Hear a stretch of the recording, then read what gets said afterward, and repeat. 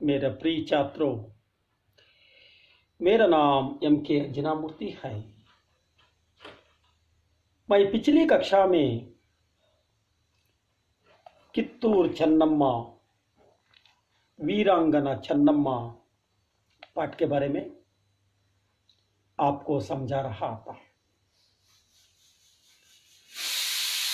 मैं पिछली कक्षा में आपको वीरांगना चन्नम्मा पाठ के बारे में समझा रहा था। इस पाठ में हम पिछली कक्षा में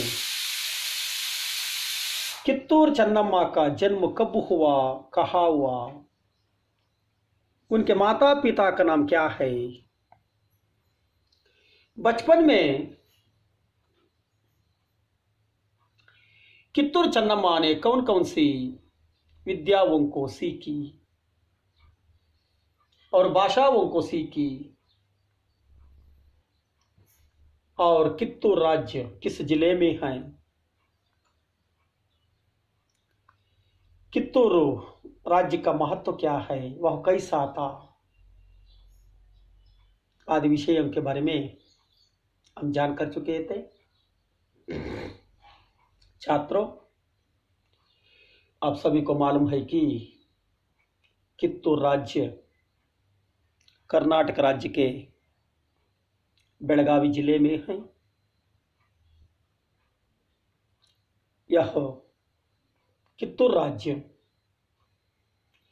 कर्नाटक राज्य के प्रसिद्ध व्यापार केंद्रों में एक था।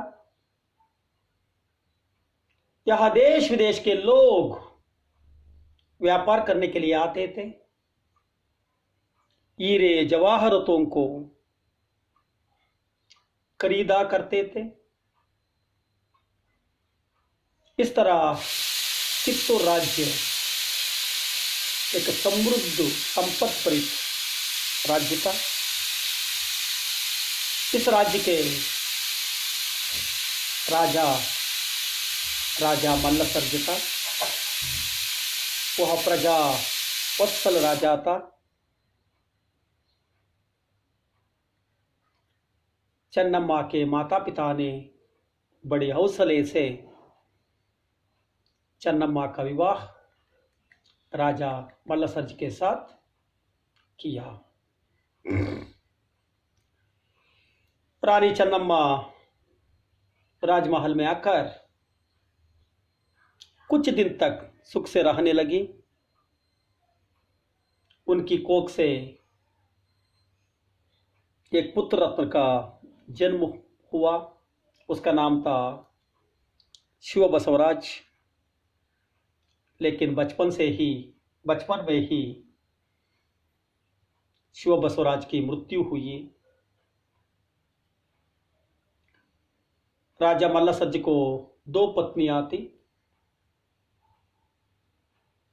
पूना के पेशवे पटवर्धन ने राजा मल्लसर्ज को चालाकी से बंदी बना लिया। इसी चिंता में ही राजा मल्लसर्ज बंदी खाने में ही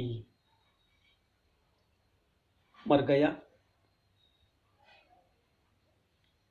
मल्लसर्ज के मृत्यु के बाद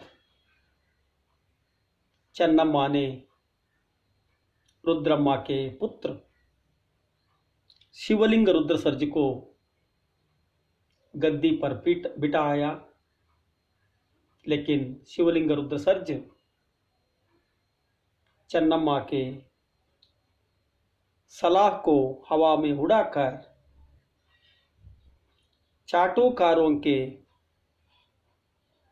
चाटुकारों से गहरी मित्रता किया। इससे कित्तूर राज्य का पतन शुरू हुआ। ಆತ್ಮೀಯ ವಿದ್ಯಾರ್ಥಿಗಳೇ, ನಾವು ಇಂದಿನ ತರಗತಿಯಲ್ಲಿ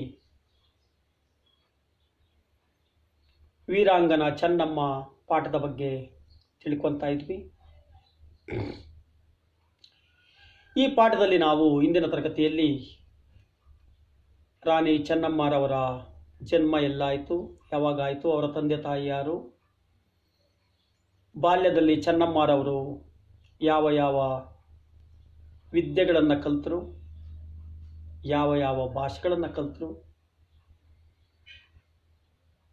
ಕಿತ್ತೂರು ರಾಜ್ಯ ಕರ್ನಾಟಕ ರಾಜ್ಯದ ಯಾವ ಜಿಲ್ಲೆಯಲ್ಲಿದೆ, ಅದು ಕರ್ನಾಟಕ ರಾಜ್ಯದ ಎಂತಹ ಪ್ರಸಿದ್ಧ ವ್ಯಾಪಾರ ಕೇಂದ್ರವಾಗಿತ್ತು, ಅಲ್ಲಿಯ ರಾಜ ಯಾರಾಗಿದ್ದರು, ರಾಣಿ ಚೆನ್ನಮ್ಮರವರ ವಿವಾಹ ಯಾರ ಜೊತೆಯಲ್ಲಾಯಿತು ಮುಂತಾದಂಥ ವಿಷಯಗಳ ಬಗ್ಗೆ ನಾವು ತಿಳ್ಕೊಂಡ್ವಿ. ಕಿತ್ತೂರು ರಾಜ್ಯ ಕರ್ನಾಟಕ ರಾಜ್ಯದ ಬೆಳಗಾವಿ ಜಿಲ್ಲೆಯಲ್ಲಿದೆ. ಕರ್ನಾಟಕ ರಾಜ್ಯದ ಪ್ರಸಿದ್ಧ ವ್ಯಾಪಾರ ಕೇಂದ್ರಗಳಲ್ಲಿ ಕಿತ್ತೂರು ರಾಜ್ಯವು ಒಂದಾಗಿತ್ತು. ಮುತ್ತು, ರತ್ನ, ಹವಳ, ವಜ್ರ, ವೈಡೂರಿಗಳ ವ್ಯಾಪಾರಕ್ಕೆ ಕಿತ್ತೂರು ರಾಜ್ಯ ಪ್ರಸಿದ್ಧಿ ಪಡೆದಿತ್ತು. ದೇಶ ವಿದೇಶಗಳಿಂದ ವ್ಯಾಪಾರಿಗಳು ಇಲ್ಲಿ ಬಂದು ಚಿನ್ನ, ವಜ್ರ, ವೈಡೂರ್ಯ, ಮುತ್ತು, ರತ್ನ, ಹವಳಗಳನ್ನು ಖರೀದಿ ಮಾಡ್ತಾ ಇದ್ರು. ಇಂತಹ ಸಂಪತ್ಭರಿತವಾದಂತಹ ಕಿತ್ತೂರು ಸಾಮ್ರಾಜ್ಯದ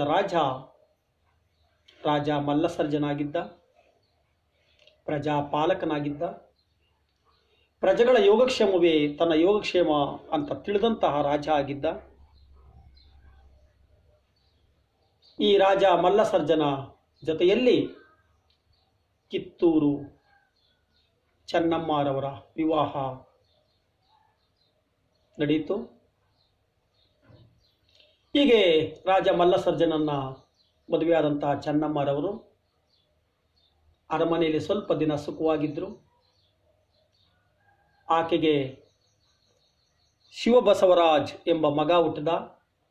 ಆದರೆ ಹುಟ್ಟಿದಂತಹ ಕೆಲವೇ ದಿನಗಳಲ್ಲಿ ಮಗ ಸತ್ತೋದ. ರಾಜ ಮಲ್ಲಸರ್ಜನಿಗೆ ಇಬ್ಬರು ಹೆಂಡತಿಯರಿದ್ದರು. ದೊಡ್ಡ ಹೆಂಡತಿ ಹೆಸರು ರುದ್ರಮ್ಮ, ಚಿಕ್ಕ ಹೆಂಡತಿ ಹೆಸರು ಚೆನ್ನಮ್ಮ. ಪೂನಾದ ಪೇಶ್ವೆ ಪಟವರ್ಧನನು ಕುತಂತ್ರದಿಂದ ಕಿತ್ತೂರಿನ ರಾಜ ಮಲ್ಲಸರ್ಜನನ್ನ ಸೆರೆ ಹಿಡಿದು ಕಾರಾಗೃಹದಲ್ಲಿಟ್ಟ.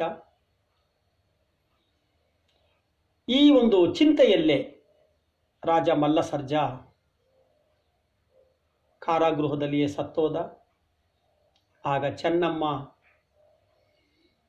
ರಾಜ ಮಲ್ಲಸರ್ಜನ ಹಿರಿಯ ಹೆಂಡತಿ ರುದ್ರಮ್ಮನ ಮಗನಾದಂತಹ ಶಿವಲಿಂಗ ರುದ್ರಸರ್ಜನನ್ನ ಕಿತ್ತೂರು ಸಾಮ್ರಾಜ್ಯದ ಸಿಂಹಾಸನದ ಮೇಲೆ ಕುಳ್ಳಿರಿಸಿ ಆಡಳಿತವನ್ನು ನಡೆಸಿದ್ಲು. ಆದರೆ ರಾಜ ಶಿವಲಿಂಗ ರುದ್ರಸರ್ಜ ಚೆನ್ನಮ್ಮರವರ ಯಾವುದೇ ಸಲಹೆಗಳನ್ನು ಕೇಳದೆ, ಚೆನ್ನಮ್ಮರವರ ಯಾವುದೇ ಸಲಹೆಗಳಿಗೆ ಬೆಲೆ ಕೊಡದೆ ಚಾಡೀಕೋರರ ಹತ್ರ ಸ್ನೇಹವನ್ನು ಮಾಡ್ದ. ಹೀಗಾಗಿ ಕಿತ್ತೂರು ಸಾಮ್ರಾಜ್ಯದ ಅವನತಿ प्रारंभ आयतो। छात्रों, हम आगे देखेंगे। राजा शिवलिंग रुद्रसर्ज की मृत्यु 11 सितंबर 1824 को हुई। ऐसे कित्तूर साम्राज्य की राजा था शिवलिंग रुद्रसर्ज। वह चन्नम्मा के सलाह को हवा में उड़ाकर चाटुकारों से गहरी मित्रता किया, लेकिन ऐसे राजा शिवलिंग रुद्रसर्ज भी अस्त व्यस्त होकर 11 सितंबर 1824 ईस्वी में इसका देहांत हुआ। ಹೀಗೆ ರಾಜ ಮಲ್ಲಸರ್ಜನ ಹಿರಿಯ ಹೆಂಡತಿಯ ಮಗನಾದಂತಹ ಶಿವಲಿಂಗ ರುದ್ರಸರ್ಜನನ್ನ ಚೆನ್ನಮ್ಮ ಸಿಂಹಾಸನ ಮೇಲೆ ಕುಂಡ್ರಿಸಿ ಆಡಳಿತವನ್ನು ನಡೆಸಿದ್ಲು। ಆದರೆ ಶಿವಲಿಂಗ ರುದ್ರಸರ್ಜ ಚಾಡೀಕೋರರ ದೇಶದ್ರೋಹಿಗಳ ಜೊತೆ ಹೆಚ್ಚು ಸ್ನೇಹವನ್ನು ಮಾಡ್ದ। ಚೆನ್ನಮ್ಮರವರ ಯಾವುದೇ ಮಾತಿಗೆ ಬೆಲೆ ಕೊಡ್ತಾ ಇರಲಿಲ್ಲ। ಹೀಗಾಗಿ ಕಿತ್ತೂರು ಸಾಮ್ರಾಜ್ಯದ ಅವನತಿ ಪ್ರಾರಂಭ ಆಗಿತ್ತು. ಆದರೆ ಈ ಶಿವಲಿಂಗ ರುದ್ರ ಸರ್ಜನೂ ಸಹ ಅನಾರೋಗ್ಯಗೊಂಡು ಕೆಲವೇ ದಿನಗಳಲ್ಲಿ ಸತ್ತೋದ. ಕಿತ್ತೂರಿನ ರಾಜ ಶಿವಲಿಂಗ ರುದ್ರ ಸರ್ಜನೂ ಸತ್ತೋದ. ಸೆಪ್ಟೆಂಬರ್ 11, 1824 ಇಸ್ವಿಯಲ್ಲಿ ಈ ಶಿವಲಿಂಗ ರುದ್ರ ಸರ್ಜನೂ सह सत्त हो जा। इसे अंग्रेजों ने कित्तूर राज्य को अड़पने का बड़ा अच्छा अवसर सोचा। जब शिवलिंग रुद्रसर्ज की देहांत हुई तब अंग्रेज लोगों को कित्तूर साम्राज्य को अड़पने की अच्छा अवसर मिला, क्योंकि उन्होंने कानून बनाए थे कि दत्तक पुत्र को अधिकार नहीं है। ऐसे कानून पर कित्तूर साम्राज्य को हड़पने की कोशिश किया। ಯಾವಾಗ ರಾಜ ಶಿವಲಿಂಗ ರುದ್ರಸರ್ಜ ಸತ್ತೋದ ಆಗ ಕಿತ್ತೂರು ಸಾಮ್ರಾಜ್ಯಕ್ಕೆ ವಾರಸುದಾರರು ಇಲ್ದಂಗಾಯಿತು। ಈ ಅವಕಾಶವನ್ನ ನೋಡಿ ಬ್ರಿಟಿಷರು ದತ್ತು ಮಕ್ಕಳಿಗೆ ಹಕ್ಕಿಲ್ಲ ಎಂಬ ಕಾನೂನಿನ ಅಡಿಯಲ್ಲಿ ಕಿತ್ತೂರು ಸಾಮ್ರಾಜ್ಯವನ್ನ ಬ್ರಿಟಿಷ್ ಸಾಮ್ರಾಜ್ಯಕ್ಕೆ ಸೇರಿಸಿಕೊಳ್ಳೋದಕ್ಕೆ ಕೊಂಚಾಕಿದ್ರು। ಅವ್ರಿಗೆ ಒಳ್ಳೆ ಅವಕಾಶ ಸಿಕ್ತು। ರಾಜ ನಿಸಂತಾನ್ ಮರಾಠ, राजा शिवलिंग रुद्रसर्ज निसंतान मराठा, उसे कोई भी बेटे नहीं थे। ಯಾಕೆಂದ್ರೆ ರಾಜ ಶಿವಲಿಂಗ ರುದ್ರಸರ್ಜ ಸರ್ಜನಿಗೆ ಯಾವುದೇ ಗಂಡು ಮಕ್ಕಳಿರಲಿಲ್ಲ। ಹೀಗಾಗಿ ಕಿತ್ತೂರು ಸಾಮ್ರಾಜ್ಯಕ್ಕೆ ವಾರಸುದಾರರು ಇಲ್ದಂಗಾಯಿತು। उसने अपने एक संबंधी गुरुलिंग मल्लसर्ज को गोद लिया था। उसने राजा शिवलिंग रुद्रसर्ज ने अपने संबंधी गुरुलिंग मल्लसर्ज को गोद लिया था। राजा शिवलिंग रुद्रसर्ज ತನ್ನ ಸಂಬಂಧಿಕರ ಮಗುವನ್ನ ದತ್ತು ತಗೊಂಡಿದ್ದ। ಆ ದತ್ತು ಮಗುವಿನ ಹೆಸರು गुरुलिंग रुद्रसर्जा। गुरुलिंग रुद्रसर्जा। लेकिन अंग्रेज गोद लिए पुत्र को उत्तराधिकारी नहीं मानते थे। लेकिन अंग्रेज लोग दत्तक पुत्र को राजा बनाना अंग्रेज लोग नहीं माना, क्योंकि दत्तक पुत्र को अधिकार नहीं है, ऐसे कानून को बनाए थे अंग्रेज लोग। ಆದರೆ ಬ್ರಿಟಿಷರು ದತ್ತು ಮಕ್ಕಳಿಗೆ ಹಕ್ಕಿಲ್ಲ ಅಂತ ಒಂದು ಕಾನೂನನ್ನು ತಂದಿದ್ರು। ಹೀಗಾಗಿ ಗುರುಲಿಂಗ ರುದ್ರಸರ್ಜನನ್ನ ದತ್ತು ತಗೊಂಡು ರಾಜನನ್ನಾಗಿ ಮಾಡೋದು ಬ್ರಿಟಿಷರು ಸಹಿಸಲಿಲ್ಲ। ಅವರ ಪ್ರಕಾರ ಅದು ತಪ್ಪಾಗಿತ್ತು। उस समय डालहौसी गवर्नर जनरल थे। उस समय डालहौसी गवर्नर जनरल थे।